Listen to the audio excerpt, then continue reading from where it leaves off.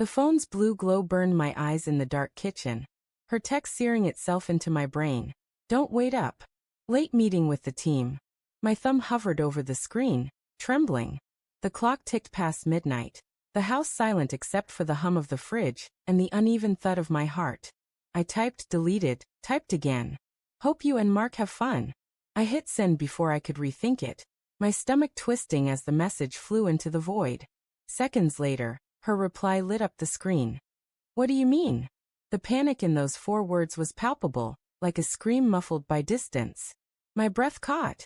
I'd meant it as a jab, half joking, half bitter. But her response, it was too quick, too raw. Something was wrong. The living room felt cavernous as I sank into the couch, the cushions cold against my back. The faint scent of her lavender perfume lingered on the throw blanket, a cruel reminder of mornings when we'd curl up here, her head on my chest, laughing over nothing. Now, the room was a stage for doubt, the shadows cast by the streetlight outside stretching like accusations across the walls. Had she been lying? Mark was her co-worker, her work husband, she'd joked once, her eyes sparkling. I'd laughed then, brushing it off. But the late nights had piled up, meetings, deadlines, drinks with the team. Always the team. Never just her. I scrolled through our texts, hunting for clues. A week ago, grabbing coffee with Mark to go over the pitch. 2 weeks ago, Mark says I'm killing it at work. Wish you could see me in action. My jaw tightened. Each message was a pinprick, innocent on its own but bleeding together into something uglier. I remembered the way she'd started locking her phone. Her screen angled away when she typed. The way she'd linger in the bathroom after a shower, the faint buzz of her phone vibrating against the sink. I told myself it was nothing. Stress, work, my own paranoia. But now, her panicked "what do you mean?" echoed in my skull, and I couldn't unhear it. The front door creaked open at 1:47 a.m.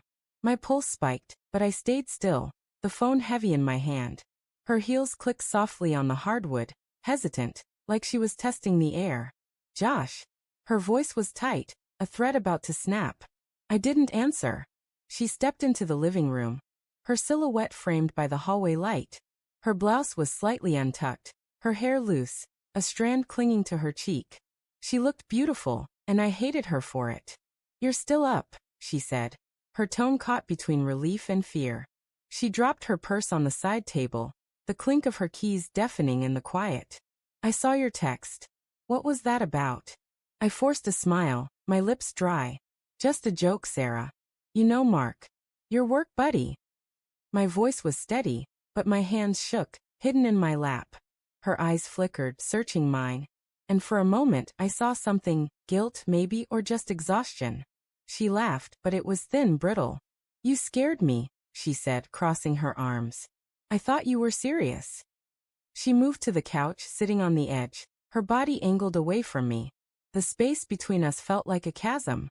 It was just a long day. The project's a mess, and we were all scrambling. Mark too. The question slipped out, sharp as a blade. Her shoulders stiffened, and the air in the room grew heavy, like the moment before a storm breaks. Of course, she said too quickly. The whole team was there. She reached for my hand, her fingers cold. Josh, you don't think something's going on, do you? I wanted to believe her. God, I did. Her eyes were wide, pleading, the same eyes that had looked at me on our wedding day, promising forever. But there was a tremor in her voice, a crack in the facade. I pulled my hand back, the motion slow, deliberate. Why'd you panic then? I asked, my voice low, barely above a whisper.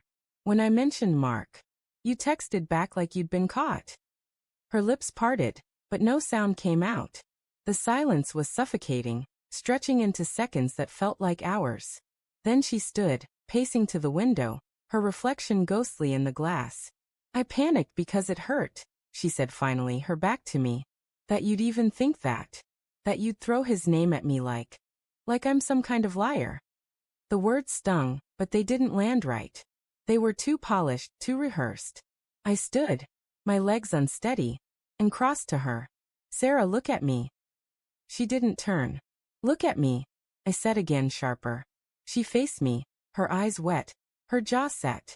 Tell me there's nothing going on. Tell me I'm crazy. You're crazy, she said, but her voice broke, and a tear slipped down her cheek.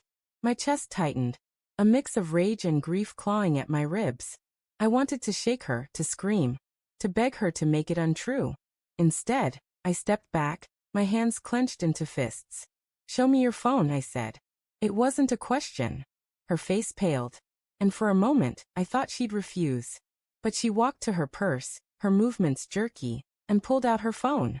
She hesitated, then handed it to me, the screen locked. "Unlock it," I said, my voice cold. She typed in the code, her fingers shaking, and I opened her messages. There it was, a thread with Mark, dozens of texts stretching back months. My vision blurred as I scrolled. "Miss you already. Can't wait for tomorrow. You make this job bearable." My knees buckled, and I gripped the counter to stay upright. "Josh, it's not what you think," she said, her voice rising, desperate. "We're just friends. It's just stupid flirting. It doesn't mean anything." "Doesn't mean anything?" I spat, holding up the phone. "This is you telling him you miss him. This is you sneaking around lying to me." My voice cracked, and I hated how weak it sounded. "How long, Sarah? How long have you been doing this?" She sobbed, covering her face. "It's not physical. It's just, I don't know. He listens to me. He gets me. You've been so distant, Josh, always working, always distracted." "Don't." I cut her off, my voice a growl.